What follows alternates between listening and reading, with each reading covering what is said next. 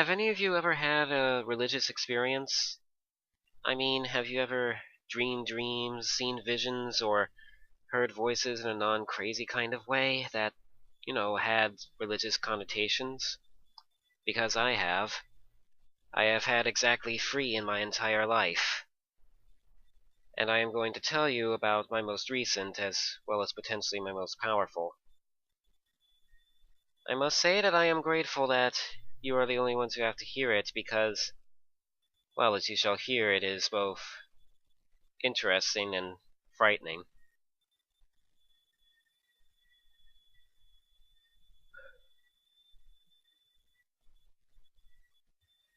It was at June of last year. I remember it was raining.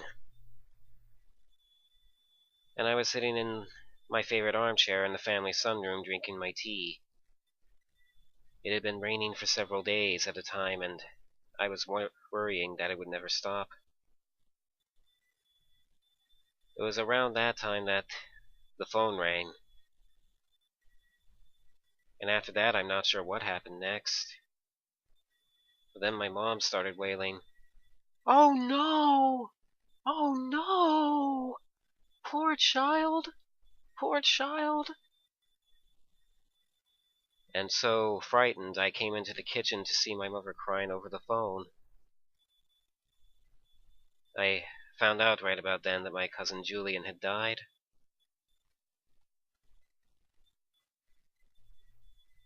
Poor Julian. Poor Julian. The only son of my poor Aunt Sarah. Dead at 14 months from SIDS. I remember it felt like a terrible pit of ice that crescended into my stomach. I couldn't think. I couldn't breathe. This can't be happening, I told myself. This can't possibly be happening. And so I told myself as I tossed and turned on the bed that night, hoping earnestly that the rain would stop.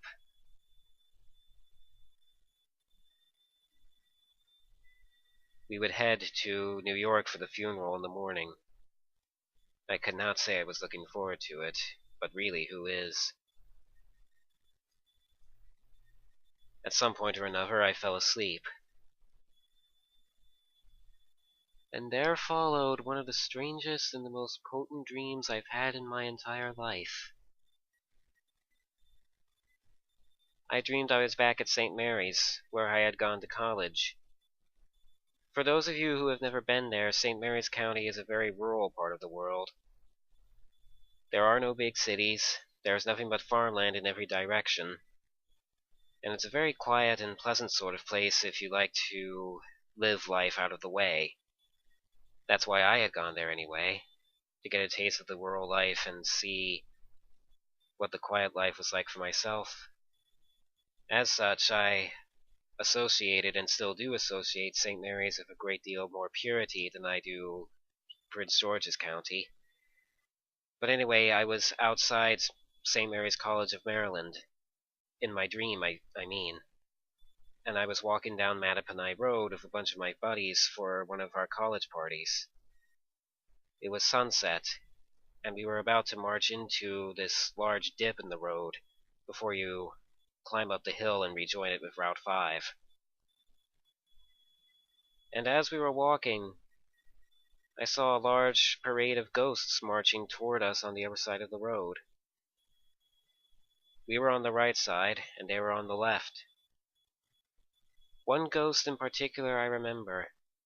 She was black, she was wearing a blue sweater, and she looked like a hippie chick, and she was holding a red candle while all the other ghosts were carrying white ones. They all had this very solemn and determined-looking expression on their faces as they marched past us. I stood there stunned, just watching them march up the road. And eventually one of my friends said, "Is everything okay, man?" And I turned to him stunned, saying, "Did you not just see the huge parade of ghosts that just walked straight past us right now?" "Ghosts? You've been having too much to drink already, man. Come on. We need to get to the party before it's too late." Or at least so he said, something like that. I kept asking all the other friends I was walking with, but apparently I was the only one who saw the ghost at all. So then we came to the top of the hill, and then what I saw on my left was a large white barn. And I could tell the barn was from where the ghosts had come from. And they were on their way to the afterlife, I am so convinced.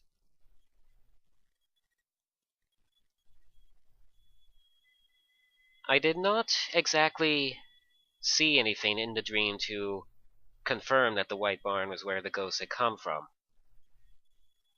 But there was a very primordial sort of sense in the back of my head that told me so. Kind of like that feeling you get when you walk into a house that has been cursed with evil and you just know in the back of your head that it's not a safe place to be, you see?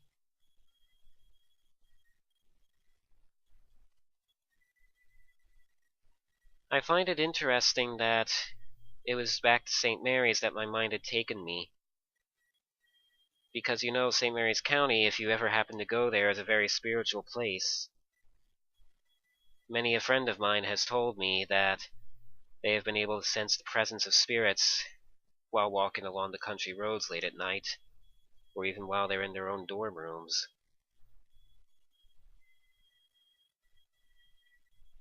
Anyway, I woke up. It was still raining, much to my dismay. I had to get up and get dressed and climb into that clown car for the funeral. It was not going to be a pleasant journey, this I well know.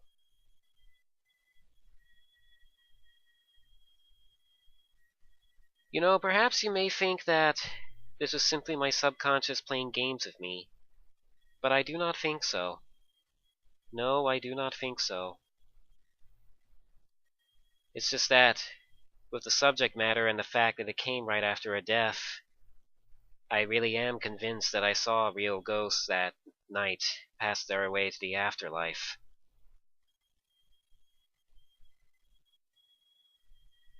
But I shall let you make of that what you will. I have told my story, and I hope that yours may also be interesting ones to come.